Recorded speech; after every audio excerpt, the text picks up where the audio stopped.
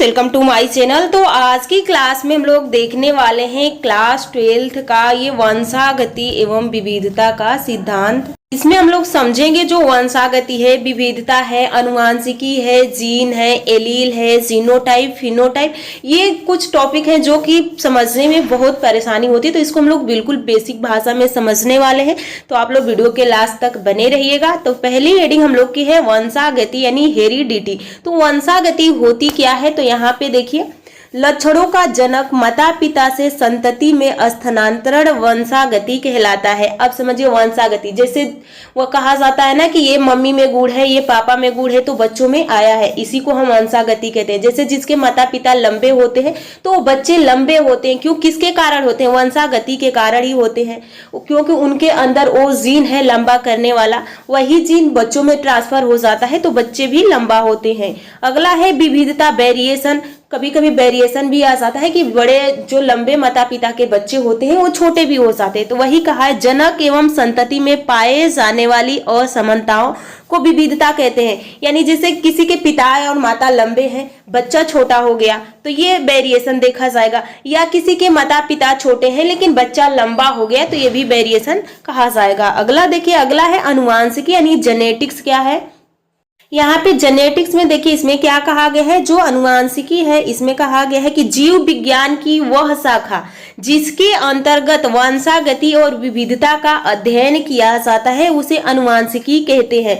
तो आपको समझ में आ गया कि वंशागति किसे कहते हैं, फिर उसका विविधताएं यानी वेरिएशन किसे कहते हैं, और उन दोनों का अध्ययन जहां पे हम करते हैं उसको हम क्या कहते हैं? अनुवांशिकी यानी जेनेटिक्स। तो पूछा जाए कि जेनेटिक्स के अंदर किसका अध्ययन किया जाता है, तो वंशागति और विविधताओं का अध्ययन हम किसके अंदर करते हैं? अनुवांशिकी के अंदर करते हैं। अनुवांशिकी शब्द का सर्वप्रथम प्रयोग किसने किया था, तो डब्ल्यू वाटसन ने किया था। तो यहाँ से क्वेश्चन पूछा जाता है कि ये बता दीजिए कि जो अनुवांशिक शब्द का प्रयोग सर्वप्रथम किसने किया था, तो डब्ल्यू वाटसन के द्वारा किया गया था। अगला देखिए, अगला है यहाँ पे कि अनुवांशिक के जनक ग्रेगर जॉन मेंडल को माना जाता है। तो अनुवांशिकी शब्द किसने दिया, तो डब्ल्यू वाटसन ने।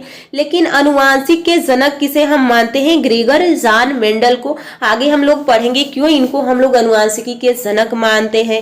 फिर इन्होंने किस पे प्रयोग किया? मटर पे किया। ये मटर कहाँ पाया गया था, ये कितने प्रकार से मटर पे प्रयोग किए, तो उसको हम लोग आगे देखने वाले हैं। अगला है हम लोग का अनुवांशिक शब्दावली। कुछ ऐसी शब्दावली है कि जो आप नहीं उसको समझेंगे तो आगे इस चैप्टर में आपको प्रॉब्लम हो सकती है, तो इसलिए उन पॉइंट को आपको समझना होगा। जैसे जीन हो गया, एलील हो गया, जीनोटाइप, फिनोटाइप, ये क्या होता है आपको पता रहेगा, तभी आप मेंडल के सब सिद्धांत को पढ़ेंगे तो वहां पे आप एलील और जीन को समझ पाएंगे। तो पहला है हम लोग का जीन, यानी जीन क्या होता है, तो यहाँ पे देखिए जीन अनुवांशिक लक्षणों को एक पीढ़ी से दूसरे पीढ़ी में पहुंचाता है। मेंडल ने इसे कारक कहा था। जीन शब्द का सर्वप्रथम प्रयोग जोहानसन ने किया था। अब समझिए ये जीन होता क्या है। डीएनए का नाम आप लोगों ने सुना ही होगा, किस तरह से होता है? डीएनए डबल हेलिक्स इसकी संरचना होती है, इस तरह से होता है। अगर हमको जीन का पता करें तो इतना सा इसका छोटा सा भाग क्या है? जीन है। यानी आप कह सकते हैं कि डीएनए का एक छोटा टुकड़ा जो कि कुछ ना कुछ लक्षण अपने अंदर रखा हुआ है उसको हम जीन कहते हैं। यानी जीन का एक छोटा सा टुकड़ा ही जीन है, यानी डीएनए का एक छोटा सा टुकड़ा ही जीन है। यानी यही जो जीन होता है, जीन के पास ही वही संदेशा है कि बच्चों में जाएगा तो बच्चों को लंबा करेगा। बच्चों की अंगुलियां कितनी, माता पिता की 5 है तो बच्चों की 5 होगी। तो ये सारे गुण जीन के पास ही है। आगे देखिए इसमें, और पूछ लिया जाए कि जीन शब्द सर्वप्रथम प्रयोग किसने किया था, तो जोहानसन के द्वारा प्रयोग किया गया था। सबसे मेंडल ने तो बता दिया था कि कोई कारक है जो माता पिता से बच्चों में जा रहा है, लेकिन उन्होंने ये नहीं कहा कि वो जीन ही है। बाद में जोहानसन है और जोहानसन ने पता लगाया कि हाँ ये जो जा रहा है ये एक जीन है। तो यहाँ पे जीन की खोज जोहानसन ने किया। साधारण भाषा में इसको आप कह सकते हैं कि जीन डीएनए का एक छोटा सा टुकड़ा होता है। एलील देखिए, एलील क्या होता है, तो एलील एक ही जीन के विभिन्न रूप को एलील या युग्म विकल्पी कहते हैं। जैसे उदाहरण लंबा और बौना समान जीन के विभिन्न रूप हैं। अब यहाँ पे समझ लीजिए कि एलील क्या है, तो जैसे कि ये क्या है? डीएनए है, यानी ये डीएनए है। ये मान लीजिए कि माता का डीएनए है, और यहाँ पे है पिता का डीएनए है, यानी ये फादर का डीएनए है। अब यहाँ पे एक जीन का टुकड़ा है, यहाँ पे है, और इस पे एक जीन का टुकड़ा है। तो दोनों पे ये माता का जो डीएनए है, ये पिता का डीएनए है। इस पे भी एक जीन है, इस पे भी जीन है। हम सपोज करते हैं ये लंबा करने वाला, तो कैपिटल टी जीन है, ये भी कैपिटल टी जीन है। और इन्हीं जीन को हम क्या कहते हैं, ये लील कहते हैं। इन्हीं दोनों क्या, एक ही जीन के विभिन्न रूप, जैसे यहाँ पे भी कैपिटल टी है, यहाँ पे भी कैपिटल टी है, या यहाँ पे स्मॉल टी भी हो सकता है, या यहाँ पे स्मॉल टी हो सकता है। तो रूप के एलील को युग्म विकल्पी कहते हैं। युग्म विकल्पी का मतलब कि इस यानी इस अर्धसूत्री पे पाया गया है और ये इस अर्धसूत्री पर पाया गया है। तो यानी ये दोनों एक दूसरे के एलील है, यानी इसको हम कह सकते हैं कि ये एलील है।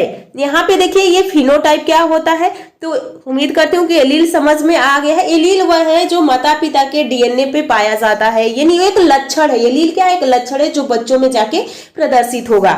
यहाँ पे देखिए कहा गया है कि एक ही जीन के विभिन्न रूप को एलील, एक ही जीन है, जैसे लंबा करने वाले दोनों पे एक एक जीन है, तो युग्म विकल्पी को हम क्या कहेंगे, एलील कहेंगे। यहाँ पे देखिए फिनोटाइप क्या होता है, एक है जीनोटाइप, एक है फिनोटाइप। तो फिनोटाइप को हम बाहर से देख के बता सकते हैं, लेकिन जीनोटाइप को हम बाहर से देख के नहीं बता सकते। जीनोटाइप हमारे जीन में होता है। तो फिनोटाइप जैसे माता पिता की आंखें काली है या भूरी है, तो बच्चे की भी आंखें काली या भूरी है, तो वो एक फिनोटाइप ही है।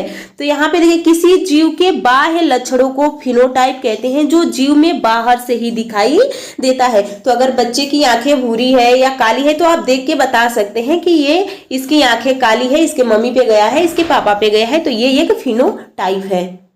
अगला है यहाँ पे देखिए कि आंख का रंग, पौधे का लंबापन या बौनापन। अगला है जीनोटाइप। जीनोटाइप जीव की जीनी संरचना को जीनोटाइप कहते हैं, अर्थात जीनोटाइप जीव के अनुवांशिक संगठन को प्रदर्शित करता है। यानी हम जीनोटाइप को देख नहीं सकते हैं, फिनोटाइप को हम देख के बता सकते हैं। तो आज की क्लास हम लोग यहीं पे